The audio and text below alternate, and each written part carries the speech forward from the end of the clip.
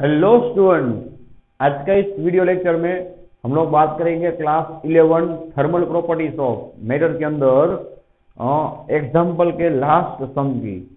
Last lecture में आपको याद ही होगा कि हम लोगों ने न्यूटन लॉ ऑफ कूलिंग को कंप्लीट किया था। तो बस उसी न्यूटन लॉ ऑफ कूलिंग का ये एग्जाम्पल है, मतलब कि example number 11.1।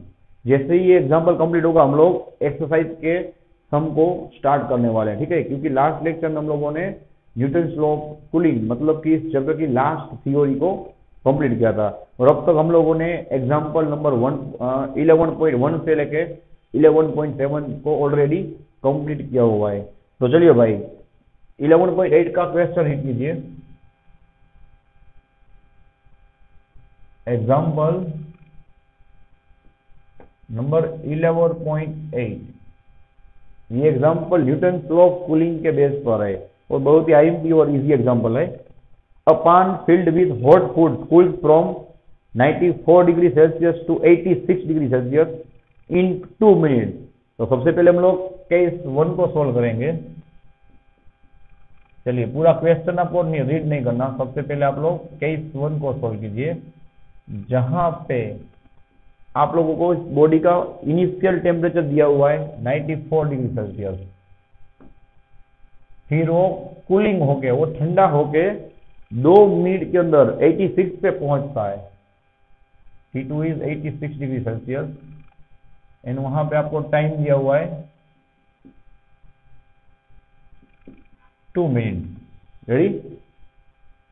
Okay, when the room temperature is at 20 degree Celsius. चलो यहाँ पे खास ध्यान रखना, आप लोगों को रूम टेम्परेचर दिया हुआ है तो आप लोगों को एक एडवाइस देना चाहूंगा कि रूम टेम्परेचर या तो सराउंडिंग बोला जाए, दोनों में आप लोगों को यहाँ पे T of S he apply करना है। टी ऑफ एस मतलब सराउंडिंग टेम्परेचर, और रूम टेम्परेचर भी इस बॉडी के लिए तो क्या होगा भाई, सराउंडिंग का ही काम करेगा। तो जिसे दिया हुआ है 20 डिग्री सेल्सियस। चलिए सबसे पहले हम लोग न्यूटन लॉ ऑफ कूलिंग को अप्लाई करके इसका के डेस मतलब कि कॉन्स्टेंट फाइंड करेंगे। नहीं तो हमारे पास यहाँ पे हर एक डेटा दिया हुआ है। चलो कहां से स्टार्ट करेंगे भाई? एज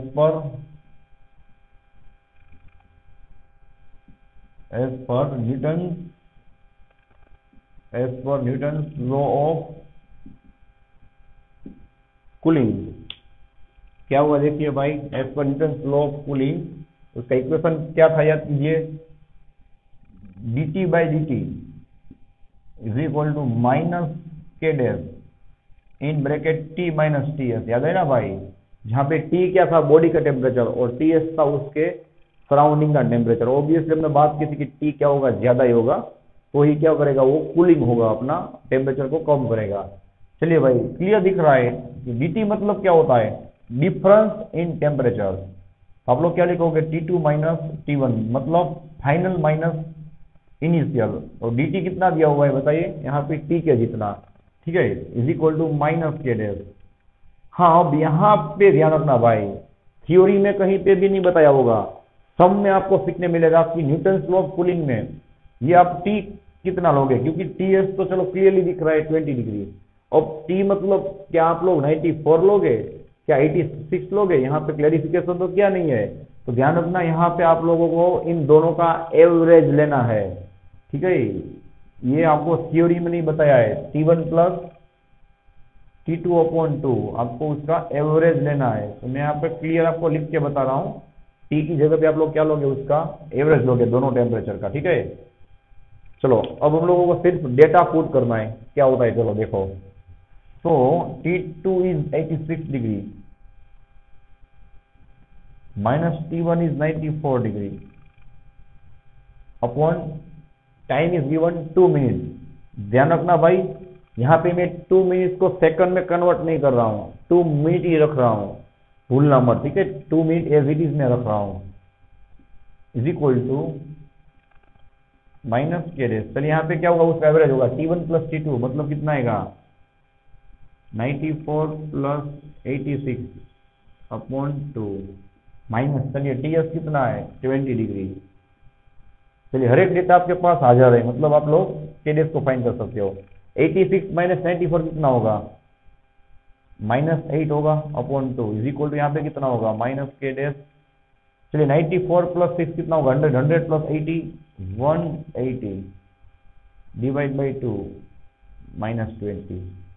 तो चलो यहाँ पे कितना आएगा माइनस माइनस प्लस हो जाएगा, यहाँ पे कितना बचेगा 2 4 8 के। चलो 180 बाई 2 कितना बचेगा 90 -20। रेडी। तो फाइनली आपको के डैश कितना मिल जाएगा बताइए 4/90 -20 कितना होगा 70। ठीक है, चलो ये मिल गया आपको के डैश। रेडी। ओके चलिए भाई, तो अब हम लोग केस नंबर 2 को सोल्व करते हैं। अब आप लोग क्वेश्चन को आगे रीड कीजिए, मैं जो लिख के दे रहा हूं आपको वो इजी रहेगा पूरा क्वेश्चन समझने में। How long will it take to cool from 71 to 69। अब वो जब T1 is equal to 69 degree से, सॉरी 71 डिग्री से, T1 इज इक्वल टू जब वो 70 डिग्री से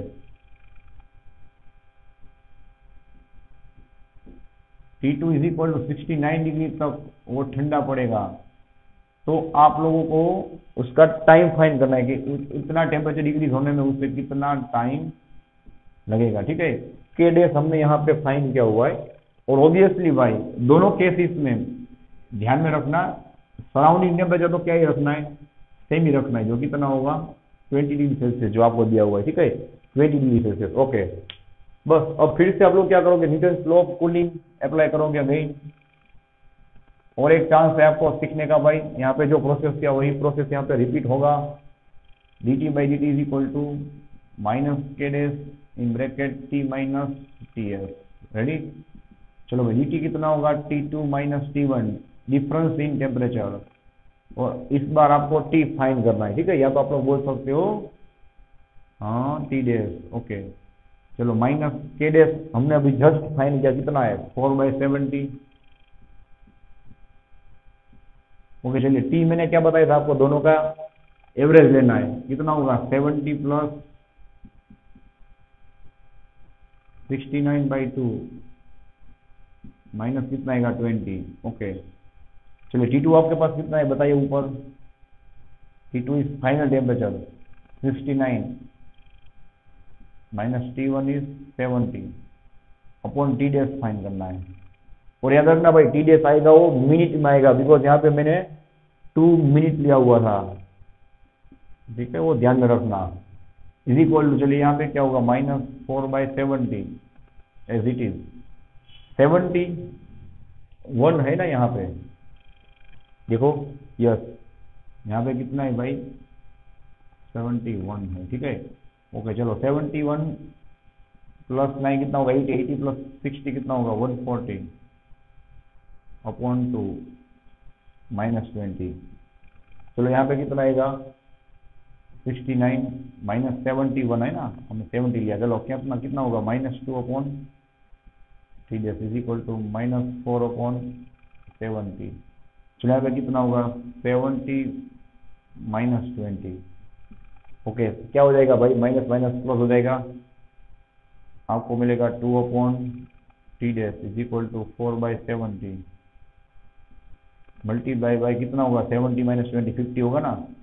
ओके चलो नेक्स्ट 2 अपॉन टी डेस इज इक्वल, चलो 0 0 कट हो जाएगा, 5 4 का 20 बाई कितना बचेगा 7। ओके चलिए नेक्स्ट स्टेप क्या होगा, टी डेस को हम लोग सब्जेक्ट बनाएंगे। ठीक है, टी डेस को हम लोग सब्जेक्ट बनाएंगे, 7 कहाँ पे जाएगा सामने की ओर, क्या रहेगा 40/20। तो टी डेस इज इक्वल, चलो इसे पावर कट कीजिए, 2 7 जा 14, 2 10 जा, और मेरे भाई ये आंसर किस में आएगा मिनट में आएगा, याद रखना।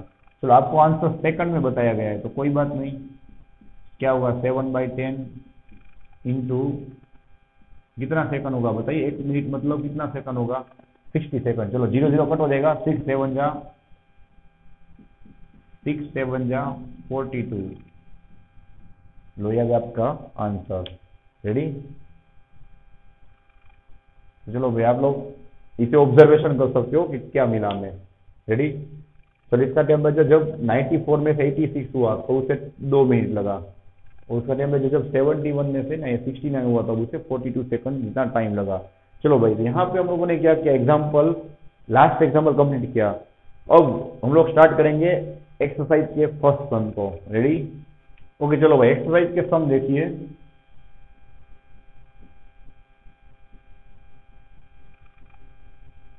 Exercise sum number 10.1। चलो भाई, क्वेश्चन रीड कीजिए। The triple point of neon and carbon dioxide are 24.57 Kelvin and 216.55 Kelvin respectively. Express these temperatures on Celsius and Fahrenheit scale. मतलब ये दो टेम्परेचर आपको दिए हुए हैं, उन दोनों को आप लोगों को केल्विन में तो दिया हुआ है, सॉरी, आप लोगों को सेल्सियस और फेरेनहीट में कन्वर्ट करना है। चलिए यहाँ पे भी दो केस सब लोग सोल्व करेंगे। केस 1,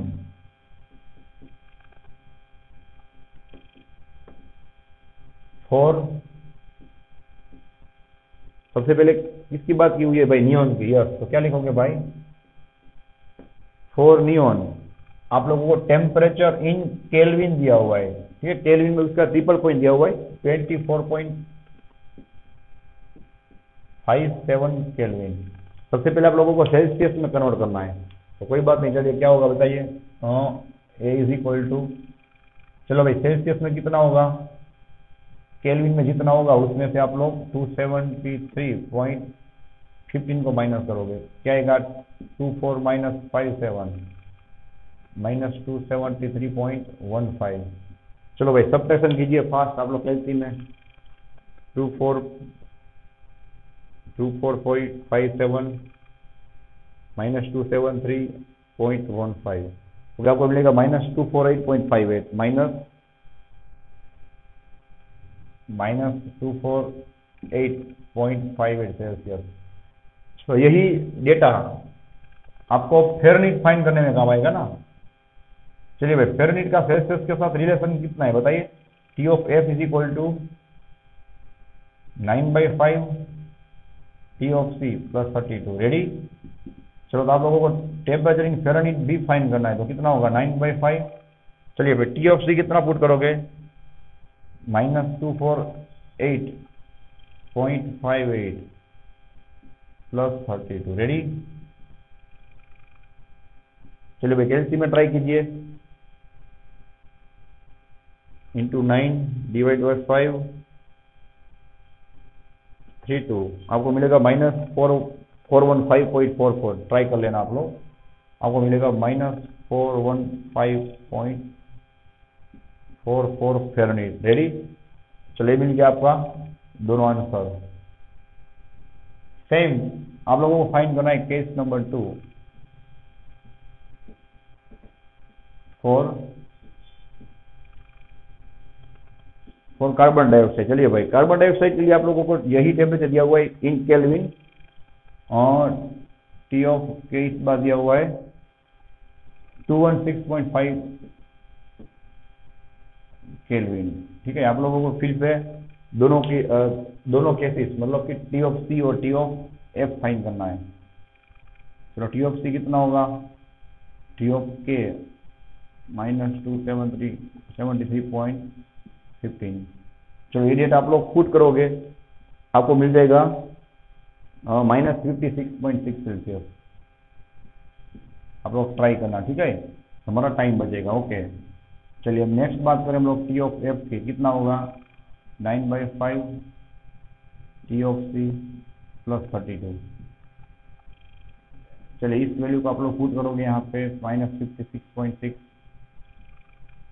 प्लस 32, तो आपको आंसर मिल जाएगा। यू कैन सी आपको आंसर मिलेगा माइनस 69.88 फेरेनहीट, माइनस 69.88 फेरेनहीट। चलो आप लोग ये ट्राई करना, ठीक है। तो चलो हम लोगों ने यहाँ पे सोल्व किया सम नंबर 11.1।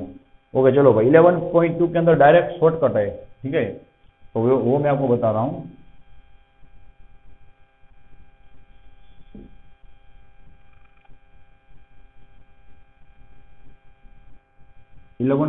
चलो रीड कीजिए भाई, डायरेक्ट शॉर्टकट है। Two absolute scales A and B have triple point of water defined to be 200 A and 350 B. Then what is the relation between T of A and T of B? Directly आप लोगों को क्या करना है भाई? इसका ratio ही लेना है। इसका रिलेशन डायरेक्ट भी आप लोग याद रख सकते हो, इसका रेशियो, ठीक है। 200 पहले कितना दिया हुआ है 200, देखो बाद में दिया हुआ है आपको 350, ठीक है। तो इनका रिलेशन आपको मिलेगा TA/TB, 0 0 कट हो जाएगा, आपको मिलेगा 20/35। चलिए भाई पावर कट कीजिए, कितना होगा, TA/TB इज इक्वल टू 5 4 जा 20 और आएगा यहाँ पे 5 7 जा 35। चलिए आंसर चेक कर लीजिए, आपको मिलेगा 4/7। रेडी, ये मिल गया इन दोनों के बीच का रिलेशन। ओके चलो, तो यहाँ पे हम लोगों ने कंप्लीट किया 11.2। अब हम लोग बात करेंगे सम नंबर 11.3 की। ओके चलिए भाई 11 यहाँ पे सॉरी हम लोग 10 लिखे हुए हैं। ओके सॉरी, यहाँ पे कितना आएगा 11.3 आएगा ना, 11.3। चलो भाई रीड कीजिए question. Electrical resistance in ohm of a certain thermometer varies. Okay, यहाँ पे आपको इक्वेशन दिया हुआ है, जो इक्वेशन आप लोगों को पहले से ही पता है, ठीक है। द रेजिस्टेंस इज, अब ध्यान रखना भाई, 101.6 ohm at triple point of water 273.16 kelvin. Triple point of water मतलब ये आपको रेफरेंस टेम्परेचर दिया हुआ है, ध्यान रखना भाई। Reference temperature is given for triple point of water 273.16 kelvin, याद कीजिए, it is triple point temperature. Okay, और उस टेम्परेचर पे आप लोगों को यह रेजिस्टेंस दिया हुआ है, ठीक है। R0 is equal to 101.6 ohm, 101.6 ohm. Okay चलो भाई नेक्स्ट क्वेश्चन रीड कीजिए। Next, and 165.5 ohm at normal melting point of lead. चलो दूसरा केस है, ध्यान रखना भाई। लेड के लिए आपको टेम्परेचर दिया हुआ है और उसका रेजिस्टेंस कितना है 600.5 केल्विन। उस टेम्परेचर पे उसका रेजिस्टेंस है R1 is equal to 165.5 ohm. तो ध्यान रखना भाई, इस केस के लिए भी रेफरेंस तो सेम ही रहेगा, हर एक केस के लिए रेफरेंस तो क्या रहेगा, सेम ही रहेगा। What is the temperature when the resistance is 123.4 ohm. चलो जब इसका रेजिस्टेंस कितना होगा 123.4 ओहम, तब आप लोगों को उसका टेम्परेचर फाइंड करना है। भाई मैं जो आपको यहाँ पे एडवाइस दे रहा हूँ वो आपको आप लोग खास ध्यान रखना, ठीक है। यहाँ पे आप लोग इस फर्स्ट केस को सबसे पहले सोल्व करोगे। देखो आपके पास T1 T2 हर एक कीमत है, तो इसके साथ रेफरेंस टेम्परेचर सेम मिलेगा। और मेरे भाई जब आप लोग ये केस सोल्व कर रहे हो तो भी आप लोगों के पास रेफरेंस तो सेम ही रहेगा, तो यहाँ पे भूल मत करना, ठीक है। चलिए तो सबसे पहले हम लोग क्या करेंगे भाई, केस 1 को सोल्व करेंगे। उस केस 1 में से क्या होगा, हमको अल्फा मिल जाएगा, टेम्परेचर कोएफिशिएंट मिल जाएगा, जो हमें नहीं दिया हुआ है, देख लो आप, ठीक है, नहीं दिया हुआ। ओके हाँ, तो ध्यान रखना भाई क्या होगा, हम लोग डायरेक्ट अपना शॉर्टकट ही अप्लाई करेंगे। डेल्टा R/R0 और R naught you can say is equal to, याद कीजिए, अल्फा डेल्टा टी, ठीक है।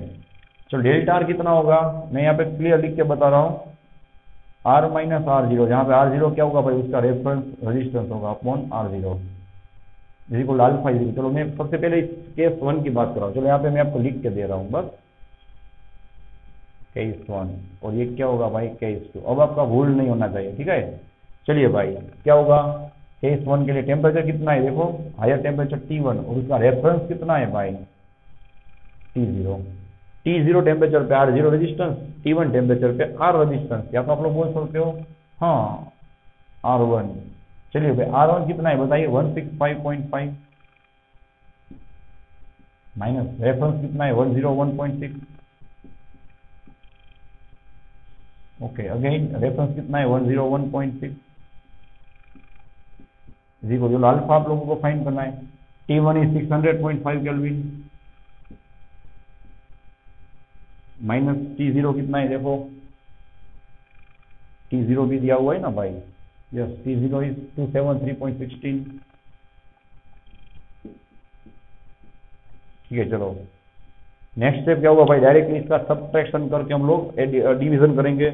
165.5 -101.6, जो आंसर आएगा डिवाइड बाय आप लोग करोगे 101.6, जैसे आपको फाइनली मिलेगा 0.6289, आपको फाइनली मिलेगा 0.6289 इज इक्वल टू अल्फा। चलो भाई, अब ये राइट साइड आप लोग क्या करोगे, इसका सब्ट्रैक्शन करोगे, 600.5 माइनस 273.16, ओके, आपको मिलेगा 327.34, 327.34। चलिए लास्ट स्टेप बचेगा, यहाँ से मैंने आपको बताया था ना अल्फा आपको मिल जाएगा, कितना होगा 0.6289 डिवाइड बाय 327.34। चलिए भाई इसका डिवीजन कीजिए, 0.6289 डिवाइड बाय 327.34, ओके, फाइनली आपको मिलेगा आप 1.92 इंटू 10⁻³ मैं पावर को कट करके बोल रहा हूँ, ठीक है, पूरा 1 देख लो आप 1.92 इंटू 10⁻³ केल्विन यूनिवर्स, क्योंकि यहाँ पे हर एक डेटा केल्विन में दिया हुआ है, ठीक है। चलो भाई अब हम लोग क्या करेंगे, केस नंबर 2 को सोल्व करेंगे, जो मैंने आपको यहाँ पे बताया हुआ है किस तरह से, ठीक है। चलिए केस 2 में क्या होगा, आपके पास T2 नहीं है, तो उसके सामने आपको अल्फा मिल गया ना, देखो यहाँ पे आपको अल्फा मिल गया, ओके। चलो भाई सेम इक्वेशन रहेगा, ध्यान रखना, delta R by R naught is equal to alpha delta T. चलिए डेल्टा आर अब कितना होगा मेरे भाई, R2 होगा, और उसके लिए भी रेफरेंस तो सेम ही रहेगा R0, या तो आर नोट भी बोल सकते हो आप लोग, R naught is equal to alpha. चलो डेल्टा टी कितना है, T2 जो आपको फाइंड करना है, उसके लिए भी रेफरेंस टेम्परेचर कितना रहेगा, T नोट कंप्लीट। चलो R2 कितना होगा 123.4 माइनस आर नोट कितना है 101.6 अपॉन R0 कितना है भाई 101.6 इसी को। चलो अल्फा हम लोगों ने जस्ट फाइंड किया 1.92 इंटू 10⁻³ 1.92 इंटू 10⁻³ और T2 आपको फाइंड करना है, ठीक है। और T नोट कितना है भाई 273.16 केल्विन, ओके। चलिए भाई एलसी में ट्राई कीजिए, सबसे पहले सब्ट्रैक्शन करोगे आप लोग 123.4 माइनस 101.6 डिवाइड बाई करोगे आप लोग 101.6, ओके, आपको मिलेगा 0.2145 0.2145 इज इक्वल टू, हाँ यहाँ पे भी सेम ही रहेगा 1.92 10⁻⁻3, यहाँ पे क्या होगा T2 माइनस 273.16। चलो भाई नेक्स्ट कितना होगा 0.2145 डिवाइड बाई, चलो ये स्टेप मल्टीप्लिकेशन में, यहाँ पे कहाँ पे जाएगा, हाँ डिवीजन में, ठीक है, सामने क्यों जाएगा डिवीजन में, आपको मिलेगा T2 माइनस 273.16। चलिए भाई अब जो आंसर आया था उसके साथ आप लोग डिवाइड बाई करोगे 1.92, आपको मिलेगा 0.1117 0.1117। चलो ये पावर ऊपर क्यों रहेगा, ध्यान रखना +3 हो जाएगा, ठीक है, आपको मिलेगा T2 माइनस 273.16, ओके। चलिए ये तीनों पावर आप लोग इसे दे दोगे तो कितना मिलेगा 111.7 is equal to T2 minus 273.16। चलिए भाई लास्ट स्टेप होगा, तो आप लोग T2 का सब्जेक्ट बनाओगे, क्या होगा ये माइनस वाला स्टेप लेफ्ट साइड प्लस में आएगा ना, कितना होगा 111.7 प्लस 273.16। चलो फाइनली आपको T2 मिलेगा, आप लोग एडिशन कीजिए, ठीक है, 111.7 प्लस 273.16 आपको मिलेगा 384.86 384.86 केल्विन। इसे आप लोग राउंड अप करोगे आपको एग्जैक्टली मिल जाएगा 385 केल्विन, ठीक है। ये हो गया आपका फाइनल आंसर। यहाँ पर हम लोगों ने अल्फा को फाइंड किया और as well as T2 temperature को फाइंड किया, ठीक है। चलो भाई अब हम लोग बात करेंगे नेक्स्ट सम की मतलब कि 11.4। वो चलिए 11.4 का क्वेश्चन कीजिए। वहां पे स्टार्टिंग में आपको थियोरेटिकली सब मांगा हुआ है। तो triple point of water is standard fixed point in modern thermometry. Why? कि भाई हम लोग standard as a standard triple point क्यों लेते हैं? तो हम लोगों ने ऑलरेडी स्टडी किया हुआ है एक्सपेरिमेंटल रिजल्ट कि जब प्रेशर चेंज होगा तो वो melting point as well as boiling point पे इफेक्ट करेगा। Again I will repeat, if the pressure will change then it will affect the melting point and boiling point, इन दोनों पे इफेक्ट करेगा। तो मतलब ट्रिपल पॉइंट है ना, वो प्रेशर के साथ चेंज नहीं होता, इसलिए ट्रिपल पॉइंट को स्टैंडर्ड माना जाता है मेल्टिंग पॉइंट और बॉइलिंग पॉइंट से भी। ठीक है, चलो ये आप लोग आंसर लिख लेना या तो कहीं पे टिक कर लेना सॉल्यूशन में। सही है। चलो next, there were 2 fixed point in the original Celsius scale. आपको अभी बताया भाई कि सेल्सियस स्केल के अंदर 2 फिक्स्ड पॉइंट थे जो हम लोगों ने थ्योरी में भी स्टडी किए थे, बॉइलिंग पॉइंट और फ्रीजिंग पॉइंट, मतलब 0 degree Celsius and 100 degree Celsius. Same आपको पूछा गया है कि भाई क्या केल्विन के अंदर 2 फिक्स्ड पॉइंट मिलेंगे? तो नहीं, केल्विन में सिर्फ क्या होगा भाई, वाटर का ट्रिपल पॉइंट, एक ही पॉइंट आपको फिक्स होगा। ठीक है, ओके नेक्स्ट चलो देखिए, the absolute temperature T is related to temperature Tc on the Celsius scale, that is given. Why do we have 273.15 this relation, not 273.16? चलो तो हम लोग 273.15 क्यों यूज कर रहे हैं? सिंपल सी बात है भाई कि सेल्सियस टेम्परेचर आपको फाइंड करना है, तो सेल्सियस के अंदर हम लोगों ने एज ए रेफरेंस क्या लिया हुआ है, मेल्टिंग पॉइंट को लिया हुआ है। और मेल्टिंग पॉइंट को आप लोग केल्विन में कन्वर्ट करोगे तो कितना होगा, 273.15 केल्विन होगा। So that we are using 273.15 instead of 273.16 Kelvin. Okay. और लास्ट देखिए आप लोग, what is the temperature of the triple point of water on an absolute scale whose unit interval size is equal to that of the Fahrenheit scale? चलिए मतलब आप लोगों को Fahrenheit scale के अंदर उसका ट्रिपल पॉइंट फाइंड करना है। ठीक है, तो जो डी पार्ट आपको दिख रहा है वो आपको मैथमेटिकली सॉल्व करना है, और बाकी के 3 पार्ट थे फर्स्ट वो मैंने आपको थियोरेटिकली कह दिए। ठीक है, तो ऑब्वियसली आपको पता ही होगा, अभी हम लोगों ने डिस्कस किया ना ट्रिपल पॉइंट, अभी हम लोगों ने डिस्कस किया कि triple point of water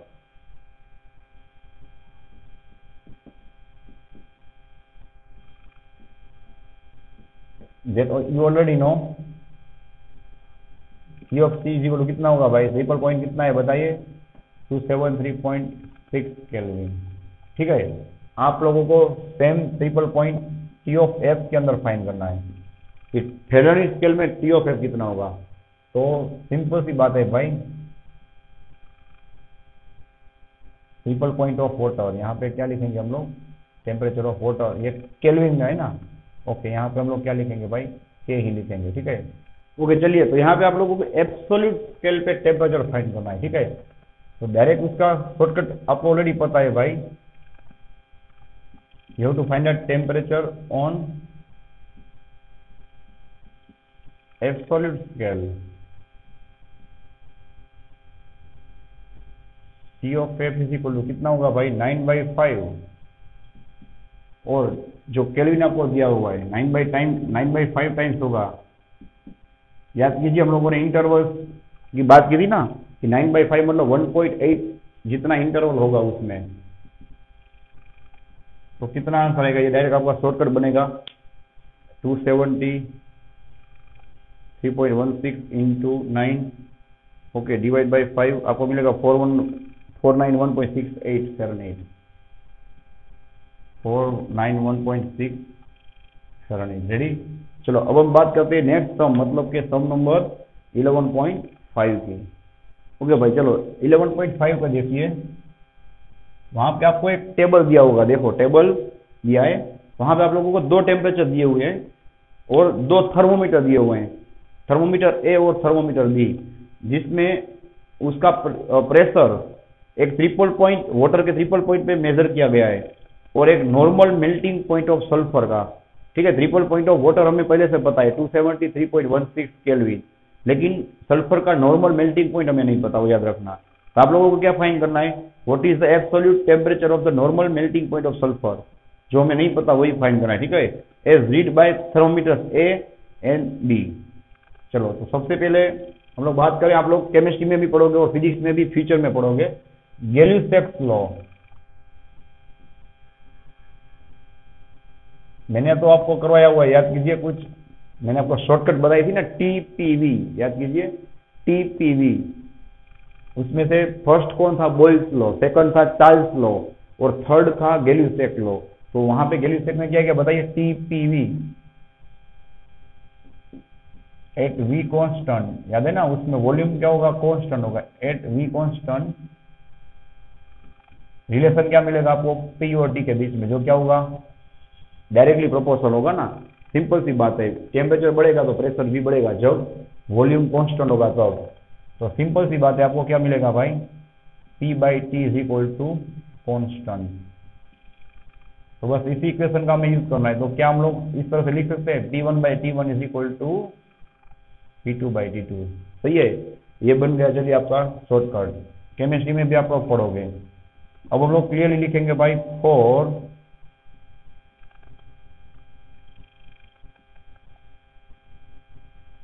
thermometer A.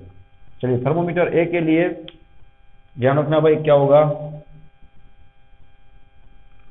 Pressure on triple point of water, on triple point of water, जो आपको दिया हुआ है, देखो ए के लिए ऑलरेडी दिया हुआ है, और temperature of triple point of water जो नहीं दिया, लेकिन हमको पहले से ही पता है।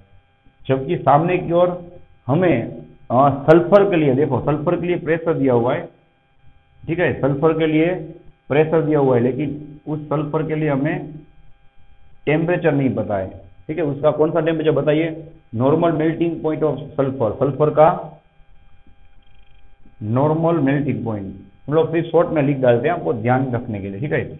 चलिए भाई, टेम्परेचर ऑफ वाटर, मतलब कि जब ट्रिपल पॉइंट ऑफ वाटर होगा उस पे उसका प्रेशर कितना दिया हुआ है, थर्मोमीटर ए के अंदर देखना है, ठीक है, थर्मोमीटर ए के अंदर ध्यान रखना, 1.250 सी 1.250 into 10⁵, ready, upon triple point water का कितना होगा टेम्परेचर में बताइए, 273.16 केल्विन।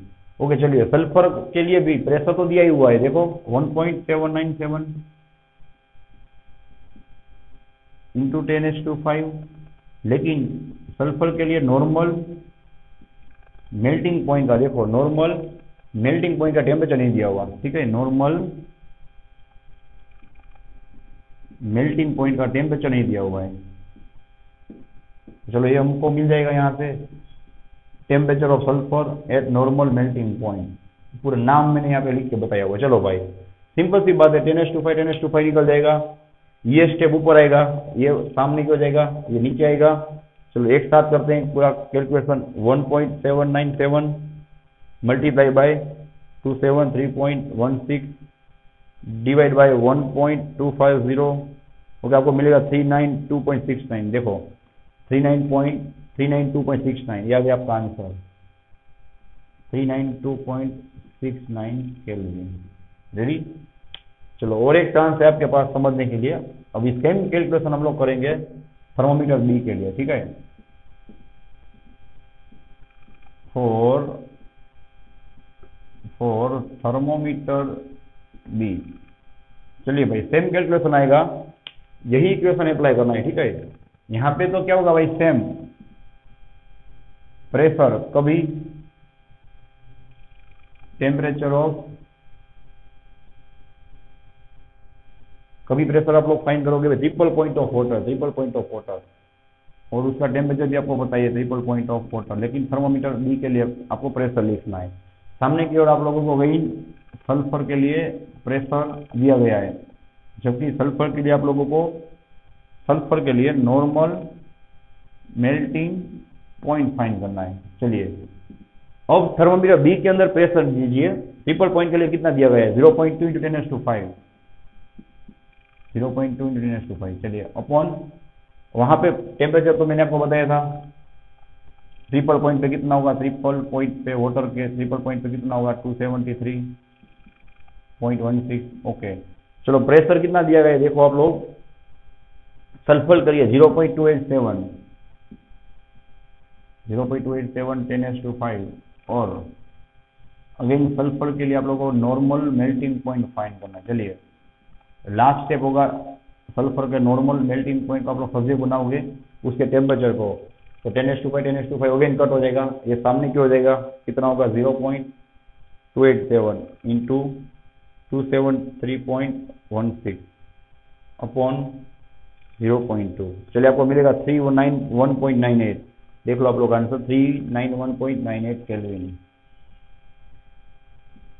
391.98 केल्विन। ओके, ये हो गया आपका आंसर। तो दोनों केसेस के अंदर आप लोगों को इसे फाइंड करना था। अब इससे बोला गया है भाई नेक्स्ट चीज देखो, यहाँ पे आंसर में थोड़ा चेंज क्यों आ रहा है, तो सिंपल सी बात है भाई, थोड़ा प्रेशर में चेंज रहेगा तो उसका नॉर्मल मेल्टिंग पॉइंट चेंज हो जाएगा, जो अभी हमने बात की थी कि मेल्टिंग पॉइंट और बॉइलिंग पॉइंट प्रेशर के साथ चेंज होते हैं। ठीक है, तो चलो भाई यहाँ पे कोई डाउट हो तो आप लोग मुझे इन्फॉर्म कर सकते हैं। नेक्स्ट टाइम हम लोग एक्सरसाइज के 11.6 वाले सम से आगे बढ़ेंगे। Ready? So thanks for watching this video. Take care of yourself and see you soon in the next lecture.